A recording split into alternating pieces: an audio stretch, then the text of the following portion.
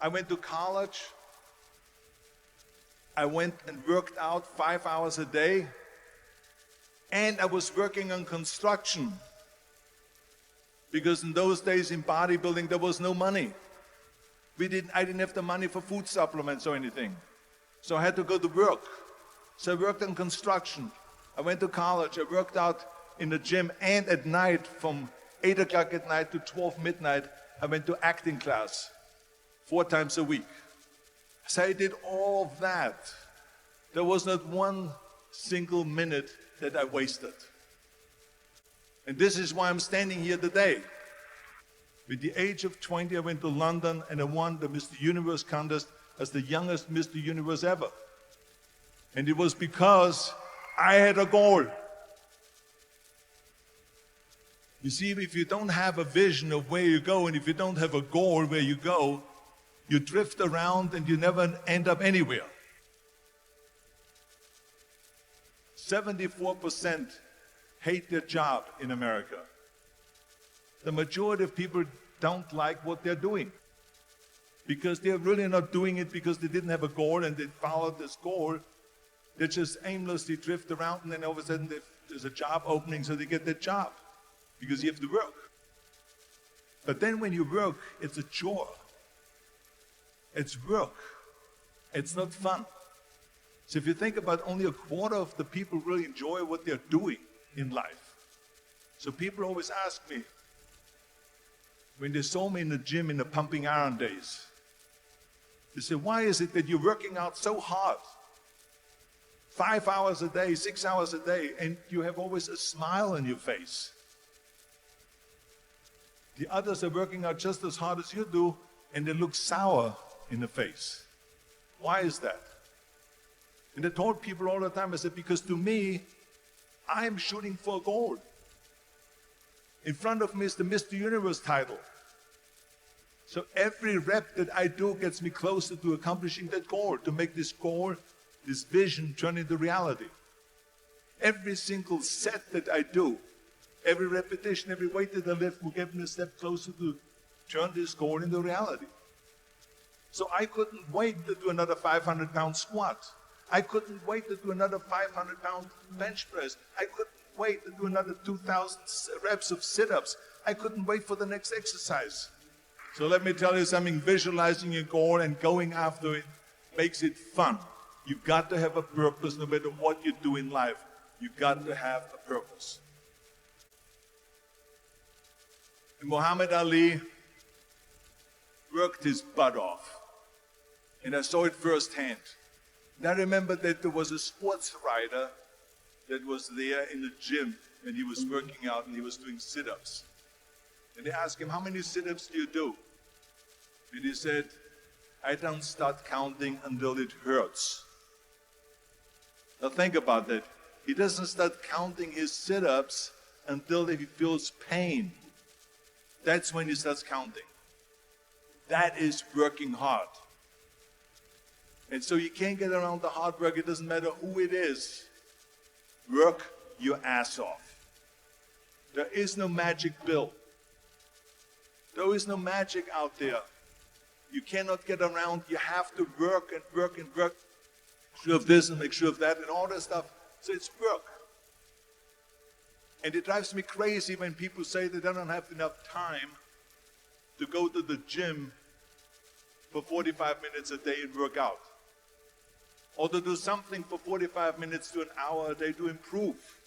If it is physically improve or if it is mentally to improve. Imagine you read 1 hour a day about history. How much you will learn after 365 hours in 1 year. Think about if you study about the history of musicians, of composers, how much you would know. Imagine if you would work on a business, on some business that you want to develop every day for an hour. Imagine how further along you will go and get. So it drives me nuts because when people say we don't have the time, we have 24 hours a day. We sleep 6 hours a day, so that gives you still 18 hours. So there's someone shaking their head out here in front. They say probably, I don't sleep 6 hours, I sleep 8 hours, right? Or just sleep faster. So we have 18 hours a day. The average person works around 8 to 10 hours. So let's assume it's 10 hours, so we have 8 hours left. Then you travel around an hour a day, maybe 2 hours a day. So now you have still 6 hours left. So what do you do with these 6 hours? What do you do with these 6 hours? Then we eat a little bit, then we schmooze a little bit, talk a little bit to people and all that stuff. But you can see how much time there is available if you organize your day. So you got to work hard. I hate plan B. And I tell you why. Because we have so many doubters, as I've said earlier, the no-sayers. We have so many of those people that say no and you can't do it, it's impossible. That is okay because we just turn off, as I said earlier, and we listen and we hear the no being a yes. You can't do it, you can do it, and all of that. So that is possible to do that amongst all the negative people around you. But when you start doubting yourself, that's very dangerous. Because now what you're basically saying is that if my plan doesn't work, I have a fallback plan. I have a plan B. That means that you start thinking about plan B, and every thought that you put into plan B, you're taking away now that thought and that energy from plan A.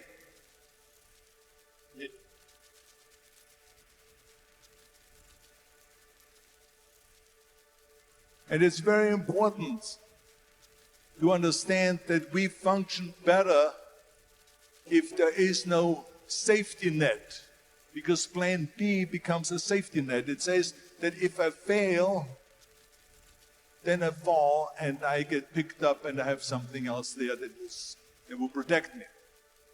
And that's not good, because people perform better when there's no safety net. People perform better in sports and everything else if you don't have a plan B. I'm telling you, I've never ever had a plan B. I made a full commitment that I'm going to go and be a bodybuilding champion. I made a full commitment that I'm going to be in America. I made a full commitment that I'm going to get into show business and I'm going to be a leading man. No matter what it takes, I will do the work. I will do the work over and over and over until I get it.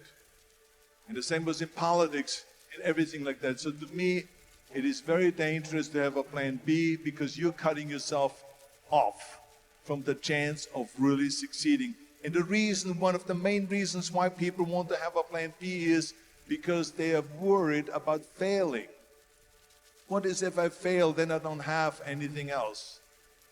Well, let me tell you something. Don't be afraid of failing, because there's nothing wrong with failing. You have to fail in order to climb that ladder. There's no one that doesn't fail. Michael Jordan said in one of his interviews, when they said, "You're unbelievable, you're the greatest basketball player of all times." I mean, tell me about that. And he says, well, you're just mentioning the successes. But he says, for me to become the greatest basketball player, I missed 9,000 shots when I was playing basketball at the NBA games. So during these games that he was so successful, he missed 9,000 shots. Does it make him a failure? No. He's one of the greatest basketball players of all times, but he failed 9,000 times. Do you get it?